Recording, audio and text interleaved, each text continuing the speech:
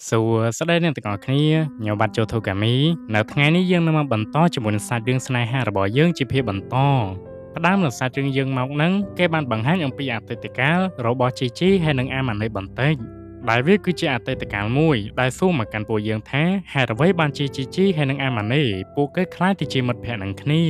ានៅថ្ងៃមួយវាគឺជាថ្ងៃផ្ដើមការសិក្សានៅពេលដែលពួកគេទៅរៀនដូចជាធម្មតាដើម្បីនៅថ្ងៃមួយវាគឺជាថ្ងៃដែលពួកគេផ្ដើមជាមួយនឹងការសិក្សានៅពេលដែលពួកគេទៅសាលាដើម្បីមើលជាមួយនឹងថ្នាក់រៀនរបស់ពួកគេនោះជីជីហើយនិងអាម៉ាណេពួកគេទាំងពីរបានដើរជួបគ្នាដោយចៃដន្យ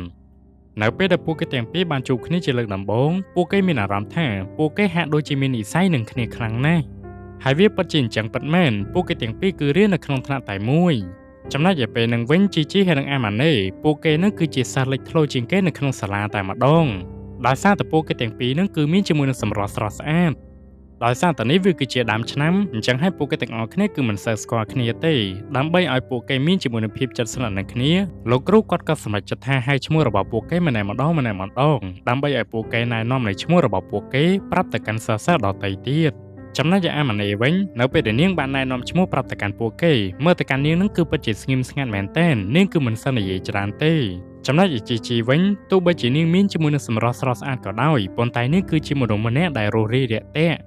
បន្ទាប់ពីពួកគេបានបញ្ចប់ជាមួយនឹងការសិក្សាម៉ោងទី1ចំណែកឯជីជីឯនេះវិញនាងគឺចាប់ផ្ដើមស្វែងរកជាមួយនឹងគម្រោងការតើគួរតែធ្វើបែបណាទៅនាងអាចក្លាយទៅជាមិត្តភក្តិរបស់អាម៉ាណេបានបន្ទាប់មកស្រាប់តែលេចចេញជាមួយនឹងសិស្សប្រុសចំនួន2នាក់ទៀតដែលគាត់គឺជាមិត្តភក្តិរបស់ជីជីនឹងឯងនៅពេលដែលគាត់បាននិយាយពាក្យថាអរុណសួស្តីទៅកាន់ជីជីរួចហើយគាត់ក៏សម្រេចចិត្តថានិយាយអរុណសួស្តីទៅកាន់អាម៉ាណេវិញម្ដងដោយសារតែពួកគេគឺជាសិស្សថ្មីអញ្ចឹងហើយពួកគេគឺចង់ស្គាល់គ្នាប៉ុន្តែមើលទៅកាន់អាម៉ាណេនឹងគឺពិតជា cool មែនតើណាឧទាហរណ៍ថាគេនិយាយពីអរុណសួស្តីអញ្ចឹងយើងប្រហែលជាឆ្លើយបាទឬក៏ចាអញ្ចឹងទៅប៉ុន្តែអាម៉ាណេនឹងគឺប្រើតែពាក្យមួយម៉ាត់តែប៉ុណ្ណោះអាម៉ាណេនឹងគឺមិនគិតថាពួកគេជាស្រីឬក៏ជាប្រុសទេនិយាយទៅចរិតរបស់នាងគឺ cool មែនតើនាងគឺឆ្លើយត្រឹមតែមួយម៉ាត់តែប៉ុណ្ណោះដោយសារតែអញ្ចឹងហើយទើបធ្វើឲ្យសិស្សប្រុសនិងសិស្សស្រីពួកគេនឹងគឺមិនសូវហ៊ាននិយាយទៅកាន់អាម៉ាណេប្រហែលទេដោយសារតែនាងគឺជាមនុស្សម្នាក់ដែលថាពិតជានិយាយតិចខ្លាំងណាស់ហើយវាគឺជាវេនរបស់ជីជីវិញម្ដងជីបាននិយាយពាក្យថាអរុណសួស្តីទៅកាន់អាម៉ាណេចំណែកឯអាម៉ាណេវិញក៏នៅតែដូចដើមអញ្ចឹងនាងគឺឆ្លើយទៅកាន់ពួកគេវិញត្រឹមតែមួយម៉ាត់តែប៉ុណ្ណោះចំណែកឯធាតុពិតរបស់អាម៉ាណេវិញមិនមែននាងគឺមិនចង់និយាយរកពួកគេទេប៉ុន្តែដោយសារតែនាងអៀនហើយណាមួយនាងគឺជាមនុស្សម្នាក់ដែលចូលចិត្តជាមួយនឹងរឿង anime អីអញ្ចឹងហើយអាម៉ាណេនាងគឺគិតថាបើសិនជានាងហ៊ានទៅប្រជែងជាមួយនឹងចរិតពិតរបស់នាងគឺគ្មានពីណាគេចង់និយាយរកនាងទេអញ្ចឹងហើយនាងក៏សម្រេចចិត្តថាផ្លាស់ប្ដូរចំណែកឯជីវិញនាងក៏នៅតែបន្តព្យាយាមនិយាយទៅកាន់អាម៉ាណេអញ្ចឹងប៉ុន្តែដូចដើមអាម៉ាណេគឺនិយាយទៅកាន់នាងត្រឹមតែមួយម៉ាត់តែប៉ុណ្ណោះដោយសារតែអញ្ចឹងហើយជីនាងគឺចាប់ផ្ដើមប្របាក់ចិត្តដែលនាងគឺមិនដឹងថាគួរធ្វើយ៉ាងម៉េចទេដើម្បីឲ្យនាងក្លាយទៅជាមិត្តភក្តិរបស់អាម៉ាណេបានចំណែកឯខាងអាម៉ាណេឯនេះវិញនៅពេលដែលនាងបានធ្វើដំណើរត្រឡប់មកដល់ផ្ទះវិញនាងគឺព្យាយាមរៀននិយាយឬក៏រៀនទំនាក់ទំនងទៅកាន់អ្នកដទៃអញ្ចឹងហើយនាងក៏សម្រេចចិត្តថាឲ្យសាយូបង្រៀននាងបន្ទាប់មកសាច់រឿងបានកាន់មកកាន់ថ្ងៃស្អែកនៅពេលដែលជីនាងគឺកំពុងតែអង្គុយលេងទូរស័ព្ទនោះស្រាប់តែលេចចេញជាមួយនឹងមិត្តភក្តិរបស់នាងចំនួន2នាក់ទៀតដែលពួកគេចង់បបួលនាងទៅដើរលេងនៅឯសាលទំនើបដោយសារតែនេះគឺជាឱកាសជីនាងក៏សម្រេចចិត្តថាបបួលទៅកាន់អាម៉ាណេតែម្ដងប៉ុន្តែវាពិតជាជោគជ័យពិតមែនអាម៉ាណេនាងក៏បានយល់ព្រមដោយសារតែអញ្ចឹងហើយដែលធ្វើជីនាងពិតជាសប្បាយចិត្តមែនទែននៅពេលដែលនាងធ្វើដំណើរមកដល់ក្រៅស្រាប់តែលេចចេញជាមួយនឹងសិស្សប្រុសចំនួន2នាក់ទៀតក៏បានធ្វើដំណើរមកជួបនាងចំណែកឯមូលហេតុដែលពួកគេទាំងពីរធ្វើដំណើរមកជួបនាងវិញពួកគេបាននិយាយទៅកាន់នាងថាគាត់គឺឮថាពួកគេនឹងគឺចង់បបួលគ្នាដើរលេងអញ្ចឹងហើយពួកគាត់គឺចង់ទៅដែរចំណែកឯជីវិញនាងក៏មិនបានបដិសេធដែរនាងក៏បានយល់ព្រមដែលនាងបានលើកហេតុផលមកថាមនុស្សកាន់តែច្រើនកាន់តែសប្បាយបន្ទាប់ពីពួកគេបានបញ្ចប់ជាមួយនឹងការសិក្សាពួកគេក៏បានគោរពតាមពាក្យសន្យាដែលពួកគេបានណាត់គ្នាផងដែរដែលពួកគេដើរលេងនៅក្នុងសាលទំនើបប៉ុន្តែគឺតោះត្រង់ថាសិស្សប្រុសគឺមិនមាន2នាក់ទេគឺមានរហូតដល់4នាក់ឯណោះបន្ទាប់ពីពួកគេបានចំណាយពេលសឹងតែមួយថ្ងៃពេញវាក៏ដល់ជាមួយនឹងពេលវេលាដែលពួកគេត្រូវតែបែកផ្លូវគ្នាត្រឡប់ទៅផ្ទះវិញហើយចំណែកឯខាងអាម៉ាណេឯនេះវិញគ្រាន់តែពួកគេប្របែកផ្លូវគ្នាភ្លាមនាងគឺបានដើរទៅប្រយតែម្នាក់ឯងតែម្ដងប៉ុន្តែជីនាងក៏បានរត់តាមអាម៉ាណេរួចនាងបានសួរទៅកាន់អាម៉ាណេថាថ្ងៃនេះតើសប្បាយទេប៉ុន្តែអាម៉ាណេនាងក៏បានបញ្ចេញជាមួយនឹងទឹកមុខខកចិត្តទៅកាន់ជីនាងបាននិយាយទៅកាន់ជីថាដំបូងឡើយមូលហេតុដែលនាងយកព្រមមកជាមួយនឹងពួកគេនាងគឺគិតថាពួកយើងគឺមកត្រឹមតែស្រីតែប៉ុណ្ណោះ ប៉ុន្តែនាងគឺមិននឹកស្មានថាមានជាមួយនឹងសិស្សប្រុសៗនោះទេបើសិនជានាងដឹងនាងគឺមិនមកឡើយនាងបាននិយាយទៅកាន់ជីជីទៀតថាជីជីពិតជាបំផ្លាញជាមួយនឹងទំនុកចិត្តរបស់នាងខ្លាំងណាស់ហើយគាត់បាននិយាយទៅកាន់នាងទៀតថាបើសិនជាមានប្រុសៗមកទៀតគាត់គឺមិនមកទៀតទេប៉ុន្តែកន្លែងហ្នឹងជីជីនាងបែរទៅជាស្ដាប់ឮថាវាគឺគ្មានឱកាសទៀតទេដែលខ្ញុំត្រូវតែមកដើរលេងជាមួយនឹងឯងម្ដងទៀតបន្ទាប់ពីអាម៉ាណេនិយាយចប់នាងក៏បានធ្វើដំណើរចាកចេញបាត់ទៅទោះបីជាពាក្យសម្ដីនិយាយចេញមកដូចជាធម្មតាប៉ុន្តែអ្នកដែលទទួលបានជាមួយនឹងពាក្យសម្ដីទាំងអស់នេះវាគឺពិតជាឈឺចាប់ខ្លាំងណាស់ចំណែកឯអាម៉ាណេវិញនៅពេលដែលនាងធ្វើដំណើរត្រឡប់មកផ្ទះវិញនាងក៏រៀងគិតអំពីពាក្យសម្ដីរបស់នាងដែលបាននិយាយផងដែរមើលទៅដូចជាលើសហើយប៉ុន្តែអាម៉ាណេនាងគឺមិនបានខ្វល់នោះទេនាងក៏សម្រេចចិត្តថាចូលដេកហេតុការណ៍បានកាត់មកកាន់ថ្ងៃស្អែកនៅពេលដែលអាម៉ាណេនាងបានធ្វើដំណើរមករៀនដូចជាធម្មតាប៉ុន្តែរឿងនេះគឺប្លែកត្រង់ថាជីជីនាងគឺមិនបានមករៀនទេដោយសារតែអញ្ចឹងហើយអាម៉ាណេគាត់ពិតជាព្រួយបារម្ភទៅកាន់ជីជីមែនទែនចំណែកឯមិត្តភ័ក្តិរបស់ជីជីឯនេះវិញពួកនាងបាននិយាយប្រាប់ទៅកាន់អាម៉ាណេថាតែអាម៉ាណេដឹងទេជីជីនាងពិតជាខំប្រឹងចង់និយាយរកទៅកាន់អាម៉ាណេខ្លាំងណាស់ដោយសារតែនាងគឺចង់ខ្លាចទៅជាមិត្តភ័ក្តិរបស់អាម៉ាណេចំណែកឯខាងជីជីឯនេះវិញមូលហេតុដែលនាងមិនបានទៅរៀននោះគឺមិនមែននាងខ្ជិលទេប៉ុន្តែដោយសារតែប្អូនរបស់នាងឈឺអញ្ចឹងហើយនាងគឺត្រូវតែមើលថែទៅកាន់ពួកគេប៉ុន្តែអាម៉ាណេនាងក៏បានធ្វើដំណើរមកដល់ផ្ទះជីជីមិនដឹងថានាងស្គាល់ផ្ទះជីជីដោយរបៀបណានោះទេចំណែកឯជីជីនាងក៏រៀងភ្ញាក់ផ្អើលដែរនៅពេលដែលនាងបានឃើញអាម៉ាណេធ្វើដំណើរមកដល់ផ្ទះនាងអញ្ចឹងបន្ទាប់មកអាម៉ាណេនាងក៏បានហុចជាមួយនឹងអាហារដែលនាងបានទិញមកតាមផ្លូវដើម្បីឲ្យទៅកាន់ជីជីទុកជាការសងជំងឺចិត្តហើយនាងក៏បាននិយាយសុំទោសទៅកាន់ជីជីផងដែរបើសិនជាពាក្យសម្ដីរបស់នាងនិយាយទៅកាន់ជីជីម្សិលមិញហាក់ដូចជាមិនសមរម្យគ្រាន់តែឮអញ្ចឹងភ្លាមជីជីនាងគឺចាប់ផ្ដើមយំវូតែម្ដងបន្ទាប់មកអាម៉ាណេបាននិយាយទៅកាន់ជីជីថាតើជីជីចង់ធ្វើជាមិត្តភក្តិជាមួយនឹងនាងទេចំណែកឯជីជីវិញនាងក៏មិនបានបដិសេធដែរនាងក៏បានយល់ព្រម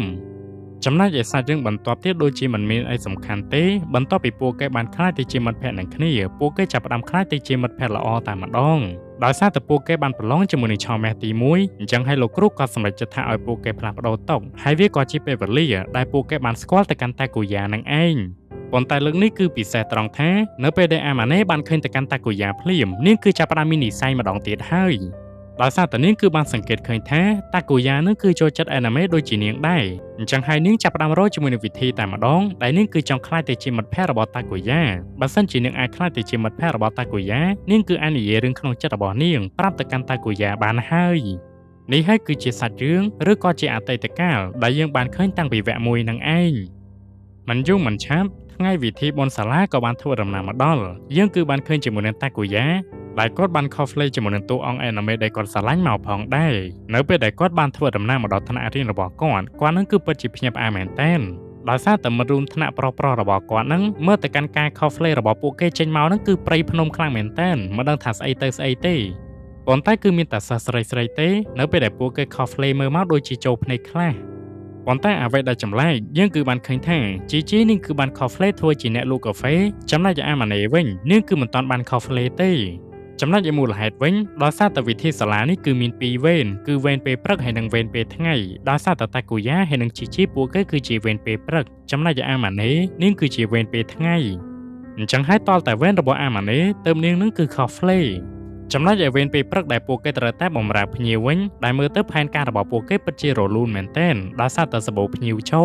លប៉ុន្តែគឺមានជាមួយនឹងសិស្សប្រុស2នាក់ដែលពួកគេបានធ្វើដំណើរមកដល់ដែលពួកគេនឹងចង់ឃើញតែកាន់អាម៉ាណេ cosplay ប៉ុន្តែគឺមិនឃើញអាម៉ាណេតតែសោះ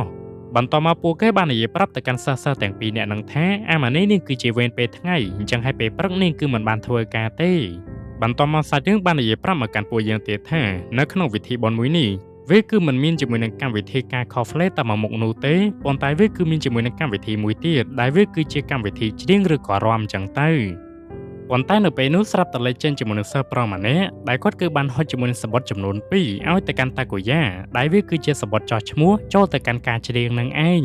ចំណែកឯខាងជីជីឯនេះវិញយើងគឺបានឃើញថាការងាររបស់នាងឬក៏វេនពេលព្រឹកវាគឺត្រូវបានបញ្ចប់ហើយអញ្ចឹងហើយនាងក៏សម្រេចចិត្តថាស្វែងរកទៅកាន់តាគូយ៉ាតែម្ដងនៅពេលដែលនាងបានជួបទៅកាន់តាគូយ៉ាពួកគេទាំងពីរបាននិយាយគ្នាលេងបន្តិចបន្តួចបន្ទាប់មកតាគូយ៉ាបានសួរទៅកាន់ជីជីថាតើជីជីហើយនឹងអាម៉ាណេពួកគេមានជាមួយនឹងចំណាប់អារម្មណ៍ទេឡើងច្រៀងនៅលើឆាកជីជីបាននិយាយប្រាប់ទៅកាន់តាគូយ៉ាវិញថាពួកយើងគឺមិនចេះតែឡើងបានងាយៗទេពួកយើងគឺត្រូវតែមានសម្បត្តិចោះឈ្មោះទើបយើងអាចឡើងបាន